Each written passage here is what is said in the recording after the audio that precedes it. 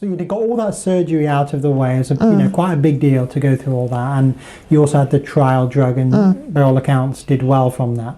But there's still that struggle to get back to normal, isn't there? And one of the issues there is about how do you relate to people, but also how do they relate to you? Do the roles change? Do people address you in different ways?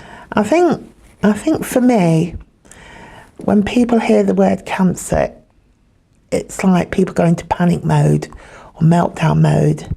And people that know me think, oh my God, can you believe Paula's got cancer? Because they know what I'm like as a person. So it's like, if it can happen to me, it can happen to anybody. Because as I said, I'm slightly a Doc Cotton really, because anything, I'm at the doctor's, because we're working within the hospital for 10 years. I don't have that safety net of hiding behind ignorance. So as soon as I pick up anything to do with my health, I'm at the doctor's. So people that know me know this. But I was sort of surprised with some of my friends. Some of my friends avoided me because they didn't know how to deal with it. They didn't know what to say. But because I was sort of just open and honest, because I'm thinking, well, I've got it. What can I do about it? Not a lot. I've got to deal with it.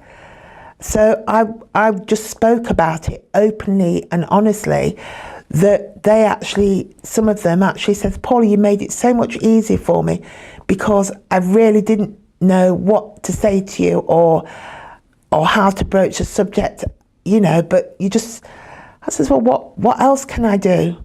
But as I said, some people completely avoided me. And then since I've been on the mend, have apologised and cried and said, they just didn't know what to say. They didn't know how to deal with it.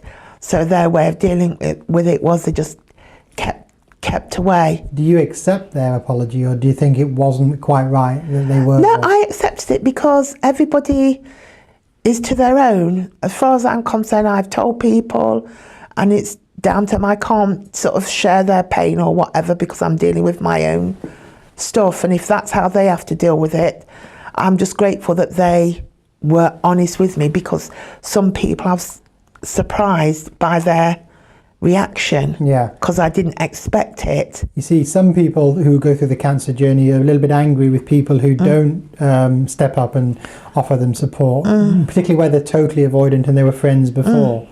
I mean, you've got people who don't know what to say, but later they're honest about it and say, look, I just was not sure how to approach it. And usually the relationship's maintained. But then there's sometimes people who literally do drift away because they don't want to stay in touch. Have you had that at all? I've had that with some family members, that when they knew I was sick, prior to getting sick, didn't really bother with me. But then when they heard that I was sick, sort of then reared their head, came to see me, etc., shed their tears, etc., and then I haven't seen him again. Yeah. But I just think to myself, not a problem, because you're dealing with your conscience. That's why you've come to see me, because if something had happened, you wouldn't have been able to live with yourself. Yeah. I know that I've got a clean slate. Yes. I've got no bars or anything, to bear. But as I said, a lot of my friends have just been absolutely brilliant. Did you notice that people treated you any differently in general because of your diagnosis? They were considering more your condition more than the person? That's a good question. I was more mindful about my condition and what I could do from what I couldn't. My friends were just generally very, supportive.